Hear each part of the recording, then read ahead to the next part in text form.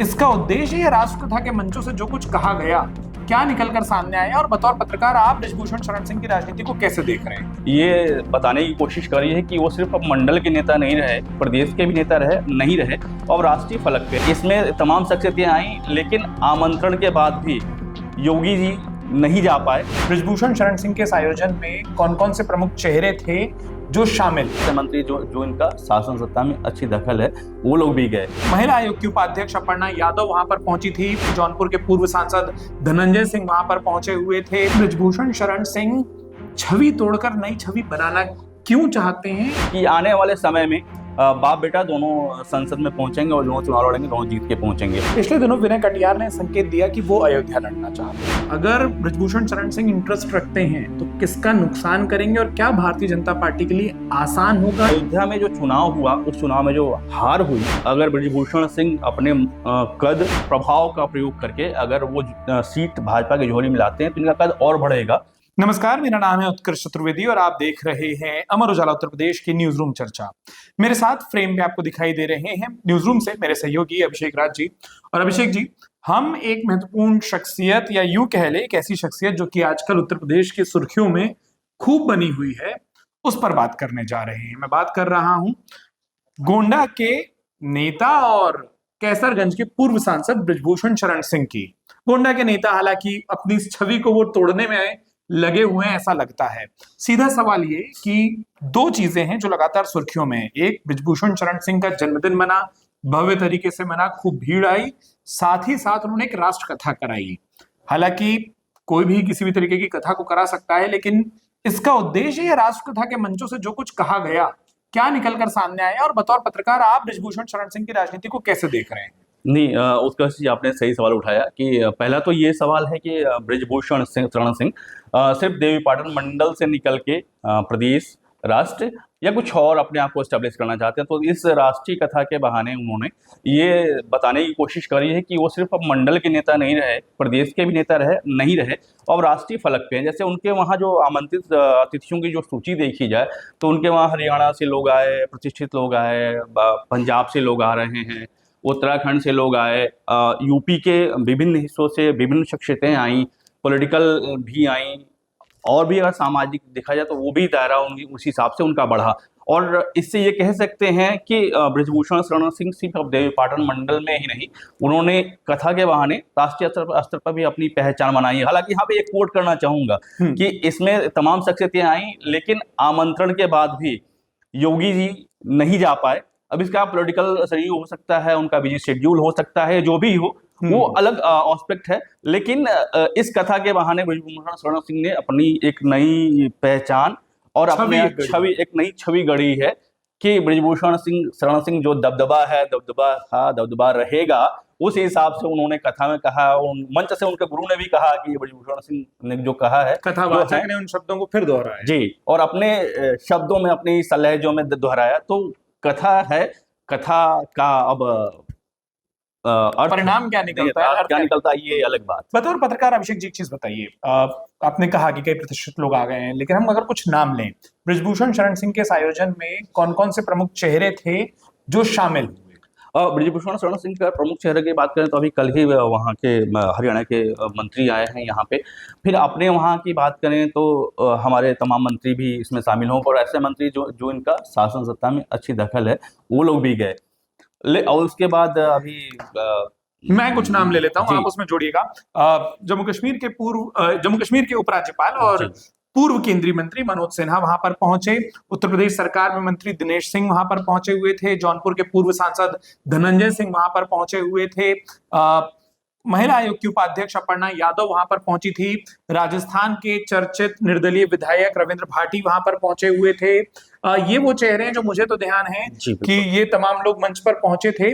और भी हो सकता है कि आपके पास वो फेहरिस्त हो जिसमें कौन कौन गए थे, उनके नाम अगर आपके पास हो, बिल्कुल फेहरिस्त को पढ़ सकते हैं। शायद सूर्य प्रताप शाही, रमापति राम त्रिपाठी, ये भी वो नाम है जो मुझे ध्यान आ रहा है कि वो वहां पर गए थे। बतौर पत्रकार एक चीज मुझे और बताइए अभिषेक जी कि बृजभूषण शरण सिंह छवि तोड़कर नई छवि बनाना क्यों चाहते हैं, और क्या छवि बनाना चाहते हैं?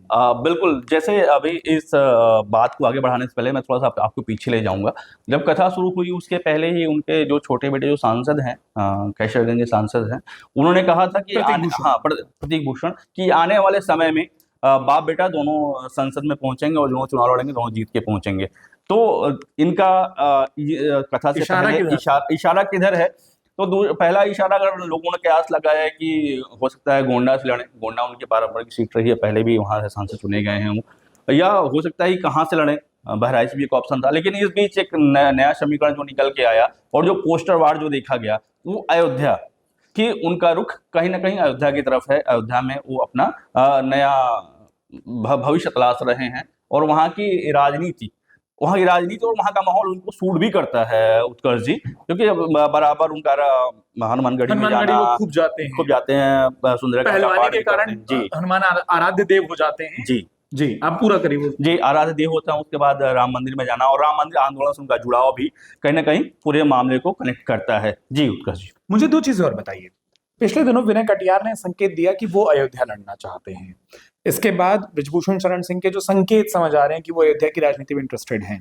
एक तरफ विनय कटियार या भारतीय जनता पार्टी के लिए अयोध्या जिस तरीके से महत्वपूर्ण है, लल्लू सिंह भी लगातार सांसदी वहां पर लड़ते रहे तो वो कद्दावर नेता, या अगर गोंडा की बात कर लें तो कीर्तिवर्धन सिंह जो कि विदेश राज्य मंत्री हैं, केंद्रीय मंत्री हैं, उनकी पोर्टफोलियो बड़े हैं, खासतौर पर भारत की विदेश नीति में G20 के आयोजन में वो तमाम दुनिया के राष्ट्राध्यक्षों की मेहमान नवाजी करते देखे गए।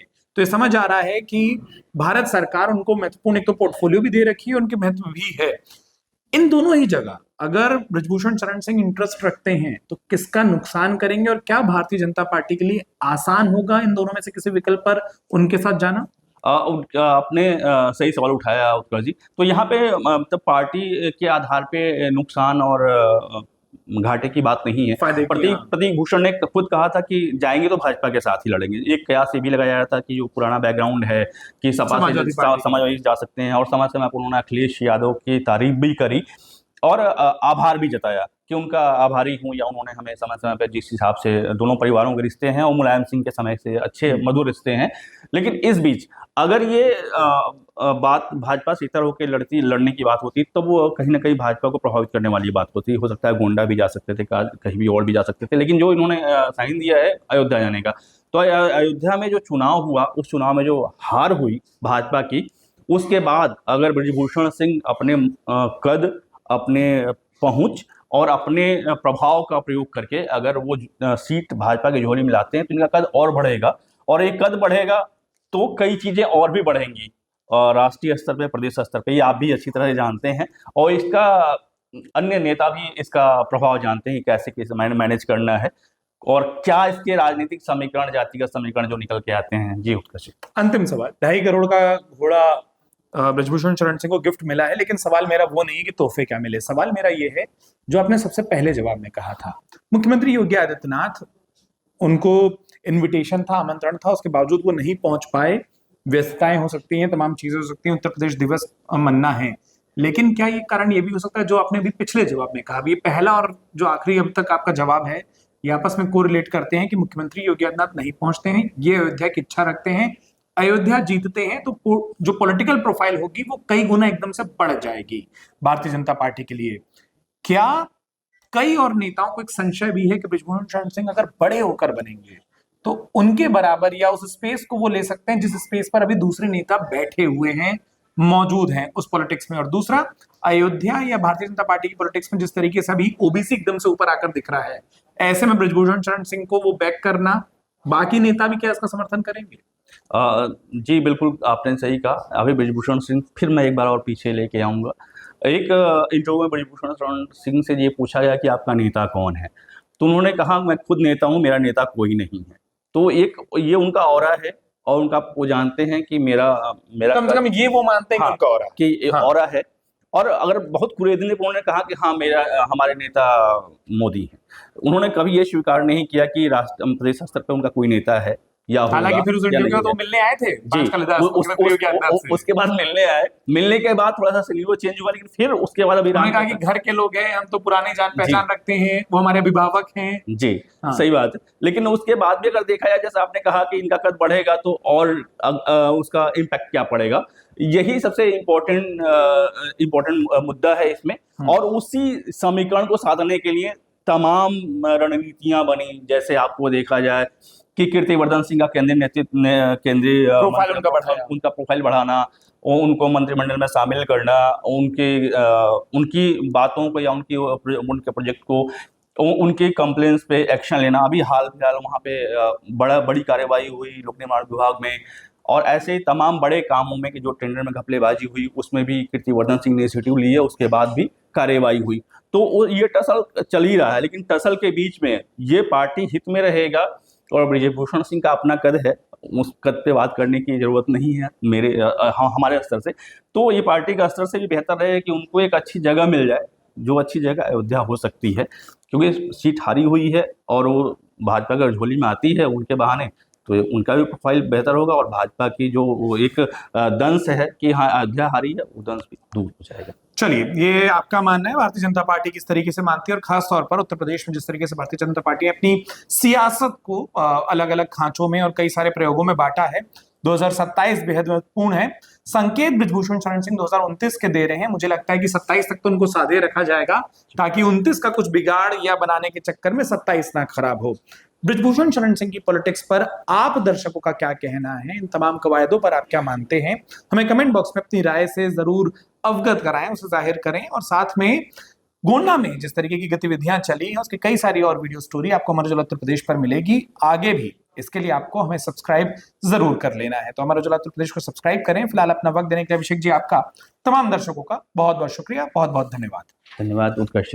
अगर आप ये वीडियो YouTube पर देख रहे हैं तो हमारे चैनल को सब्सक्राइब करें और बेल आइकन को दबाना ना भूलें। अगर आप Facebook पर ये वीडियो देख रहे हैं तो हमारे पेज को लाइक करें।